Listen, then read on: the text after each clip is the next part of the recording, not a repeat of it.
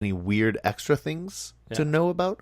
And then given 2 Red Bulls and 2 bottles of water.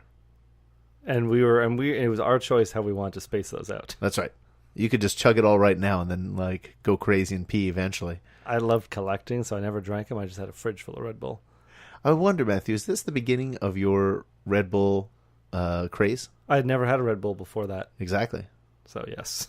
Do you have any interesting stories from work at the beach club? Because I feel like I don't really. I feel like we found a couple wallets every now and again, or just like but you're making it seem cash. like we stole No, wallets. not at all. Not at all. It was like we'd find it in a garbage can or something like that. Like this is, or like, and it's not like a wallet full of ID. No. It would be like a wallet that's already been emptied for some reason and only has like a $20 bill, or we'd find a random $20 bill half buried in the sand. Yeah. I mean, I don't know. As far as trashy things go, I'd find a lot of digital cameras. Okay. And when I would flip through the pictures, because that's what you do when you find someone else's digital camera, you flip through it. If you're going to find the owner anyway. Always so many nude photos. Oh, really? So many, I don't so many recall that. videos. And I guess that's just the kind of thing you do when you go to the beach club. I'm really like, I don't know if there's anyone listening who goes to the beach club. When you say nude photos, is this like people flashing, or is it like...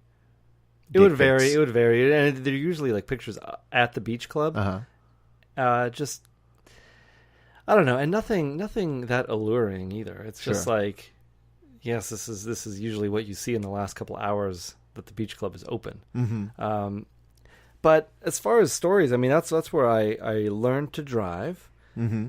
On Technically, a beach. you drove a golf cart and then also a pickup truck on the beach. A very beat up truck. It's also where I crashed my first golf cart and drove my first truck into a lake. Oh my God, Matthew. I forgot that you drove a truck into the lake. Oh yeah, did we not talk about this? Not on the podcast. Well, I drove that. We had to drive a truck around, and they always told me, "Don't drive the truck around to pick up garbage." Yes. Drive the golf cart around. That's right. So I would drive the golf cart around until they were gone, and then I would drive the truck around because it had a bigger back, and it's like, I don't want to transfer garbage from a golf cart to a truck. What do they know? So I'm driving around in the truck, and then I have to like go around the edge of a picnic table, and I'm in the lake a little bit, and this is like 3 a.m, and I'm like, oh no, I'm a little too deep in the lake. Time to back up. Sand's getting muddy. The backing up isn't working. What do you do when you're stuck? You rock it out. So you go forward a little bit. So I'm like, all right, go forward a little bit. No, now I'm real deep in the lake, but I'll rock it out again. No, so it never goes back, but it constantly goes forward. Yes. Before I knew it, the whole truck was in the lake. A little bit of water coming in, and like at the door. The door, yeah. And I was like, oh my god, it's 2 a.m. What am I gonna do? This truck is in the lake. I'm not sure if I was there for this. You weren't. I was alone. Okay, I wasn't sure if I just remembered it or you told the story so well that it painted a real picture for me. And I think I prayed a little bit, and then it's like, please, I'm gonna try one more time. I'm gonna go deeper into the lake. And I'm gonna back out, and it actually worked. Oh, really? And I was so thankful. I just didn't drive that truck again for the rest of the night. Have you prayed since? Usually when I'm sick. Yeah, when I'm sick, I always pray.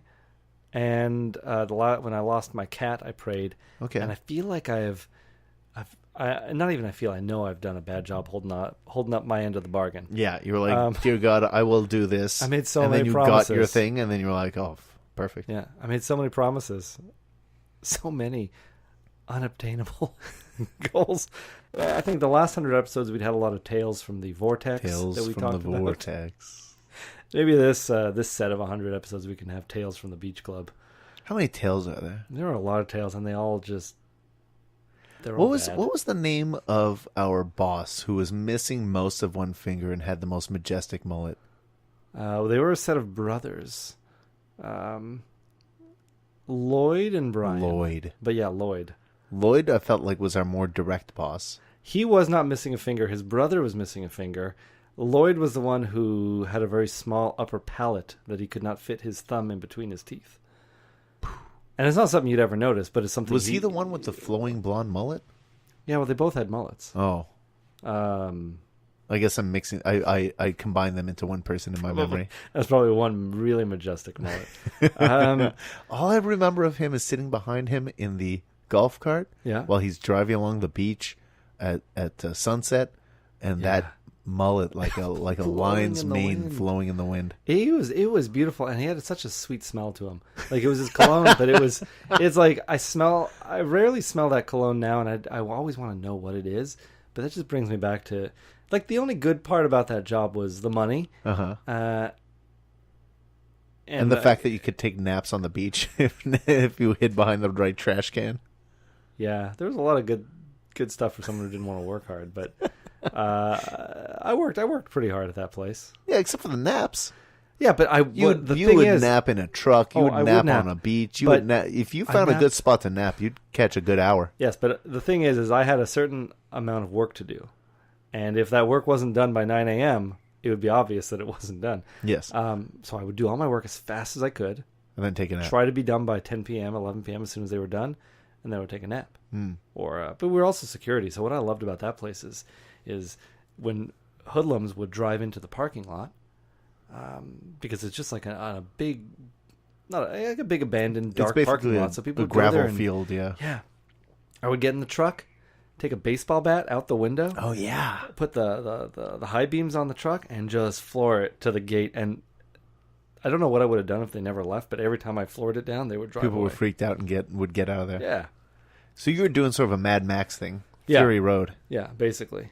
Mad Fury Road. Fury Beach. Yeah, a lot of bad times there, though. I fell asleep. A lot of bad times. I fell asleep on a golf cart and then crashed into like a series of chairs on the beach. I feel like I remember this too. I'm not sure again if I was there. I used to have to rake. You worked there a lot longer than I did. Yeah, I used to have to rake an entire beach, which would take like 4 hours. Yeah. With a rake. Yeah. But you'd be 2 or 3 people doing the job. Well, not when I was one. When I was one person, I was one person. So I was like, you know what? Here's a big broken piece of fence and a couple of cinder blocks. I'm gonna tie it to the back of the.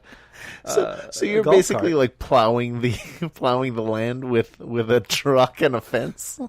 But it looked the back of the golf cart. Like your fence. So, like you would break. After it was done, the beach did have like a nice groove to it. But it was so relaxing doing it. And I think the first day I did it, and it was the sunrise, and I had fallen asleep, and I woke up. I like how you don't have a driver's license. You're already regularly falling asleep at the wheel. Well, now I know how easy it is to do. It's a good thing I practiced on a beach. Yeah. And you still don't have a driver's license because you know your sleepy ways. Yeah. Maybe you should have had those Red Bulls. That's why they gave them out, I guess. But yeah, more to come. I'll just try to comb my mind for more stories. But why did you talk of? What's going on at Point Calumet? I was next door at the Super Aqua Club. Yes. And Matthew, when you saw me today, you noticed my elbow. I have an injury here. It's such a what we've got here is a bandage around your elbow, like some gauze, but one strip of gauze wrapped around only once. Like it doesn't look like an injury that needs it because there's only one small piece.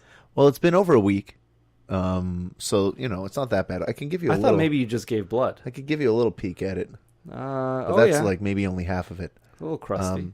Long story short, I went to the water slides, and I tend to not do activities, Matthew. And I advise others to not do activities. My former guest of this podcast, I always tell him, Derek, stop doing things. You won't get hurt if you don't do things. Yeah. Because Derek's got like 2 wonky knees and a bad back. He was talking about his sciatica to me the other day.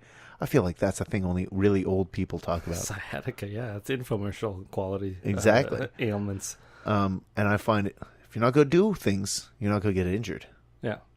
So I went out and I did things, and lo and behold, I got injured. I went down a water slide, went down a few more water slides. Some of them were scarier than others, some of them were faster than others.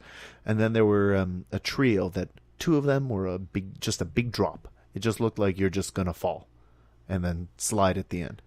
And I thought, well, that's too scary. I don't love heights. Yeah. And right beside it was one that was a twisty one. A spiraling sort of situation. Yes. And I thought, okay, well, I think I could do the spiral one. I've been having fun with different spirally slides, so why not this one? Bit off a little more than you can chew. Sure did. Climbed all the way to the top of the stairs, and I see the 2 that are hard drops, and then and I have no interest in doing them, and then one that is spirally, and at the spirally one it says extreme vitesse. and there's a little sign of like a speedometer going all the way to the max. Oh. I'm thinking, how could it be faster than just gravity? How could it be faster than just falling? I feel like spirals propel you. Evidently they do, because I went to get in it, and they advised me to hold the back of my head and keep my elbows sort of beside my head, and cross my ankles, just so you stay a nice slender size, so you stream along with the water. Okay. I did that, and there was a sort of a 3-turn spiral, and then it shoots you up. Okay. After the first turn of the spiral, my heart was in my throat, and I was like, I'm going too fast. And unintentionally, I just started bringing my elbows out to try to start slowing myself down. Yeah, you want to do the opposite of what they told you to do. I mean, I wasn't. It was a gut reaction. It wasn't what I tried to do. It just happened. And the whole ride lasts mere seconds. Yeah. But after the first turn, my reaction was, "Oh God, slow yourself down." Yeah. And then after the final turn, I guess because of the spiraling, the last straightaway, all the water sort of loops up onto the ceiling and then falls on you. So right before you shoot out, there's just water falling in your face, and I'm panicked, and I'm probably not breathing properly, and now I'm like, oh no, after all this speed, I'm drowning, and then I shoot out, and I see the daylight, because this is all in a tube, and my girlfriend was there, and I clearly had a panicked look in my eye, and she's like, are you okay? Oh, I see the adrenaline in your eyes. And she's like, what did you do to your elbow? And I looked down, and I had scraped my elbow off. Basically, I have a terrible friction burn that's, like the size of a pretty large peanut. And about the shape of a pretty large peanut. Yeah. In its shell, not just a single peanut. Goodness. And that was a little over a week ago. My elbow's been going sort of ups and downs. It's healing, it's scabbing, the scab's coming off. I don't know. The first few days I was bandaging it so that it would be safe from the outside world because it's such a raw area. Now I'm putting gauze on it because I read into it. Apparently I need to let it breathe. But now every time I put the gauze is sticking to the wound. Every time I remove the gauze, it starts bleeding again.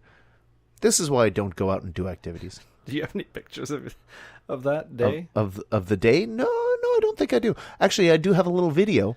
Someone I know wanted to be launched off of one of those large airbags. You jump on one side and someone gets launched into the lake. Yeah. So I did that. They got on the airbag. I had to jump, and I was a little panicked about that because I don't especially love heights, and it's a pretty big drop.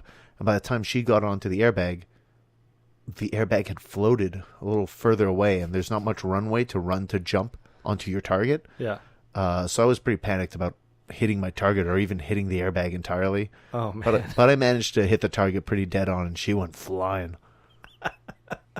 I love that you start off all of these all of these sentences with the panic. You describe the panic, and this is a place where like elementary school kids spend their days. Absolutely, honestly, with excitement, with glee. While I was looking at those slides that were just a straight drop, yeah, there were little children, just little like 7-year-olds, 8-year-olds flying off that thing, and I thought, oh man, that looks so dangerous, but I guess it's not.